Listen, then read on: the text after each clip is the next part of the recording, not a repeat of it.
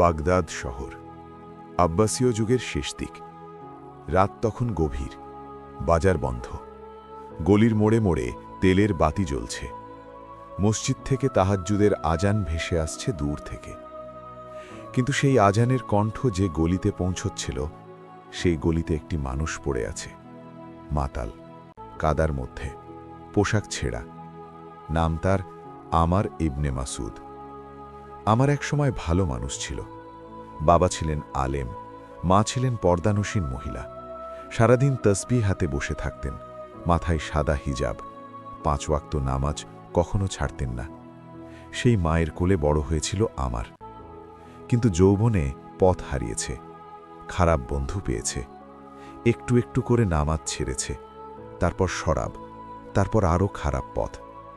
20 বছর কেটে গেছে। 20 বছরে একটিবারও মসজিদে যায়নি। সেই রাতে কাদার মধ্যে পড়ে থেকে হঠাৎ আমরের চোখ খুলল। মাথা ঘুরছে, বুক জ্বলছে, হাত পা কাঁপছে। কিন্তু কানে এলো দূর থেকে একটি কণ্ঠ, হাইয়া আলাস সালাহ, হাইয়া আলাল ফালাহ। নামাজের দিকে এসো, কল্যাণের দিকে এসো। সেই কণ্ঠ কানে যেতেই আমরের বুকের ভেতর কি যেন একটা হলো। মায়ের মুখ মনে পড়ল, সেই সাদা হিজাব, সেই তাসবিহের শব্দ। মা বলতেন, আমার আল্লাহ অনেক মেহেরবান, তিনি মাফ করেন। মা আর নেই, বছর 5 আগে চলে গেছেন। সেই রাতে কাদার মধ্যে আমরের চোখ দিয়ে পানি পড়তে লাগল। এখন দৃশ্যটা একটু অন্য দিক থেকে দেখুন।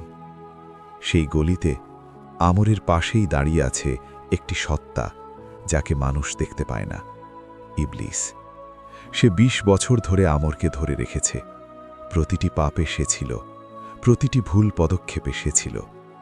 সে ভেবেছিল এই মানুষকে সে চিরতরে পেয়েছে। কিন্তু এখন আমরের চোখে পানি দেখে ইবলিসের বুকে কি যেন একটা ধাক্কা লাগল। সে জানে এই পানির মানে কি। আমর কোনো রকমে উঠে দাঁড়াল, টলমল পায়ে হাঁটতে লাগল।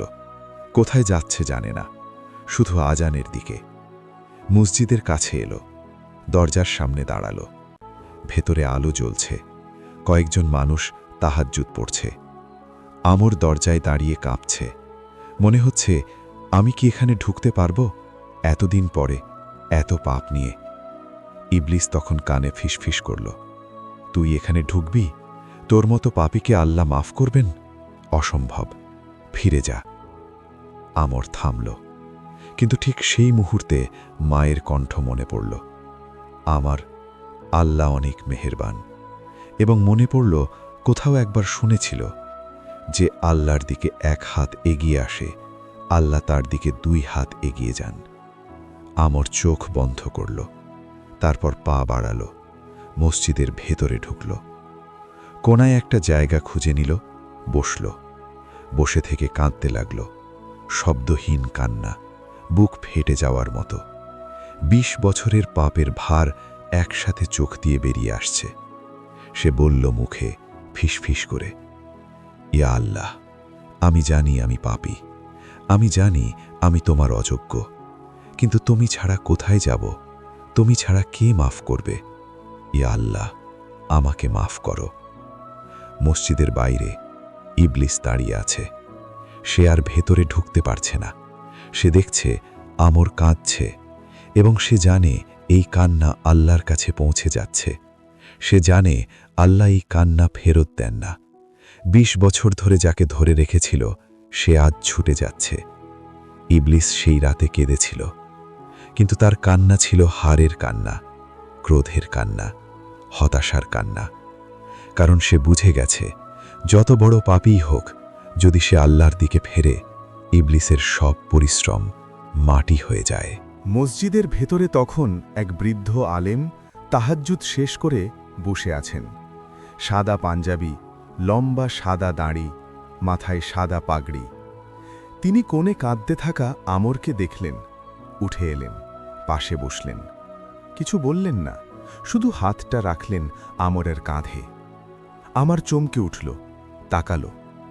বৃদ্ধ আলেম বললেন, কাঁদো বাবা, এই চোখের পানি আল্লাহর কাছে অনেক দামি। আমার কাঁপতে কাঁপতে বলল, শাইখ, আমি অনেক পাপ করেছি, ২০ বছর, আল্লাহ কি আমাকে মাফ করবেন? বৃদ্ধ আলেম হাসলেন, বাবা, তুমি কি কোরআন পড়েছ? ছোটবেলায়?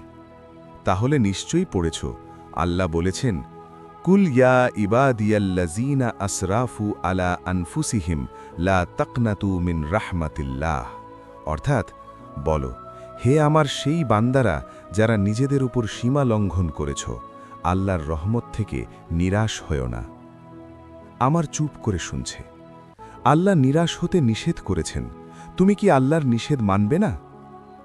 সেই রাতে আমার ফাজার পড়ল, ২০ বছরে প্রথমবার।